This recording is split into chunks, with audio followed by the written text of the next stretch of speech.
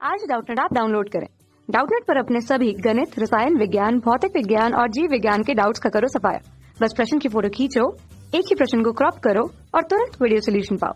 अभी डाउनलोड करें। हेलो दोस्तों, प्रश्न हमारा है कि कोई बच्चा किसी घूर्णी मंच पर अपनी दोनों भुजाओं को फैलाकर खड़ा है। ठीक है, जैसा चित्र में मैंने आपको दिखाया है कि अब घूर्णिका को 40 रिवोल्यूशन पर मीटर की कोणीय चाल से घूर्णन कराया जाता है। अब यदि बच्चा अपने हाथों को वापस सिकोड़कर अपना जड़त्वाघूर्ण अपने प्रारंभिक जड़त्वाघूर्ण का 2/5 गुना कर लेता है, तो दर्शाइए कि बच्चे की घूर्णन की नई गतिज ऊर्जा जो होगी वो आरंभिक घूर्णन की गतिज ऊर्जा से अधिक है। ठीक है, आप गतिज ऊर्जा में हुई इस वृद्धि की व्याख्या किस प्रकार करेंगे वो भी बताइए।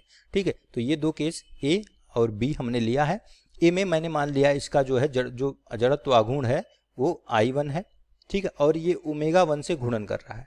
ठीक है, यहाँ पे मैं मान लेता हूँ I2 जड़त्वाघूर्ण है और ये किससे घूम रहा है, ω2 से घूम रहा है पहले केस में और दूसरे केस में। ठीक है, I1 हमें नहीं पता है, ω1 लेकिन हमें दिया है कितना, 40 रेवोल्यूशन पर मिनट, यानी घूर्णन 1 मिनट में 40 घूर्णन कर रहा है और इसका ω2 हमें नहीं पता है। ठीक है, तो हमें क्या निकालना है, गतिज ऊर्जा, घूर्णन गतिज ऊर्जा 1/2 I ω² होती है। इसके लिए ω पता होना चाहिए सिकोड़ने के बाद। ठीक है, तो यहाँ पे हम क्या लगाएंगे, कोणीय संवेग संरक्षण। संवेग संरक्षण क्यों लगा सकते हैं, क्योंकि ये जो बालक यहाँ पे खड़ा है इस पे कोई भी बाह्य बल नहीं लग रहा है। तो हमारा सिद्धांत क्या कहता है कि अगर कोई भी पिंड हो, इस पर कोई बाह्य बल ना लगाया जाए तो वो क्या कहता है, उसका कोणीय संवेग हमेशा संरक्षित रहता है।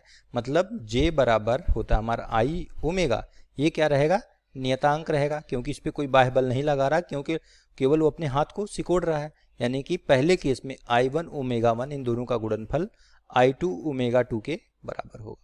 ठीक है, यहाँ से ω2 निकाल लेते हैं, I1 नहीं पता, I1 ले लेते हैं, ω1 का मान 40 है, बराबर I2 क्या है हमारा, I2 हमारा कह रहा है 2/5 गुना कर लेता है आरंभिक मान का, गुणे ω2। I1 से I1 काट दीजिए, ω2 क्या हो जाएगा, यहाँ से ω2 बराबर आपका आ जाएगा 100 रेवोल्यूशन पर मिनट। ठीक है, यहाँ पे आप देख रहे हैं कि जो है इसकी जो है क्या है, कोणीय वेग जो है बढ़ गया। ठीक है, तो अब हम लोग आते हैं घूर्णन गतिज ऊर्जा पे। आरंभिक घूर्णन गतिज ऊर्जा क्या होगी, अगर मैं इसको E1 से लिखूं तो ये बराबर होगा 1/2 I1 ω1²। समीकरण 1 लिख देता हूं। इसी प्रकार हमारा अंतिम, जब अपनी बाहें सिकोड़ लेता है, अंतिम घूर्णन गतिज ऊर्जा क्या होगी, इसको मैं अगर E2 से दर्शाऊं तो ये होगा 1/2 I2 ω2²। समीकरण 2। ठीक है, 2 को 1 से भाग देने पर 2/1 कर देते हैं। ठीक है, देखिए क्या होगा, E2/E1 ये बराबर क्या हो जाएगा, I1 ω1² बटे I2, सॉरी 2 ये ऊपर है, I1 नीचे है, ω1²। ठीक है, यानी कि I2/I1 इसको लिख सकते हैं गुणे ω2/ω1 का होल स्क्वायर। मान रख दीजिए, I2 कितना हमारा, I2 कह रहा है कि 2/5 गुना है I1 का, बटे I1 गुणे ω2 कितना हमारा 100 आया था, ω1 हमें 40 दिया हुआ था, इसका होल स्क्वायर।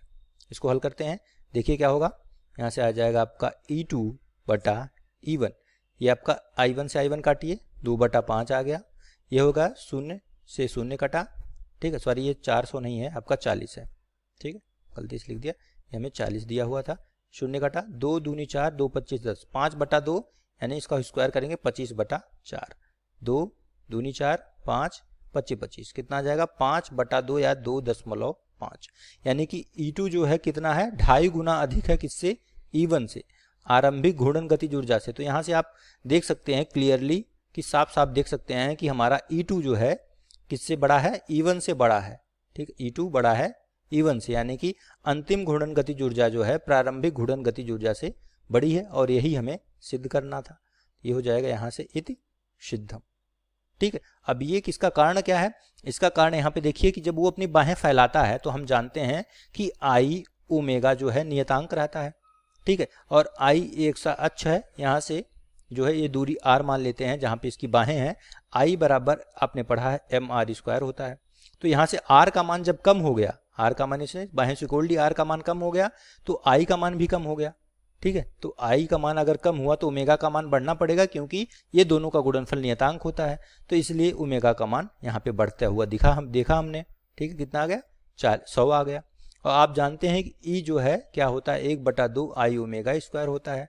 तो ठीक है, ओमेगा का मान बढ़ा तो ई का मान बढ़ गया, क्योंकि उसमें क्या होता है, जो आदमी के जो बच्चा खड़ा है उसके जो है आंतरिक जो पेशी ऊर्जा है वो उसने क्या किया, उसने इसके घूर्णन की गति को बढ़ा दी, इसलिए हमारा घूर्णन गतिज ऊर्जा क्या हुआ, बढ़ गई। ठीक है, ये आपका उत्तर हो जाएगा। Thank you.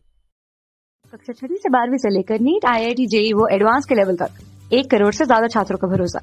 आज ही डाउनलोड करें डाउटनेट ऐप या व्हाट्सएप करें अपने सारे डाउट्स 8400 400 400 पर।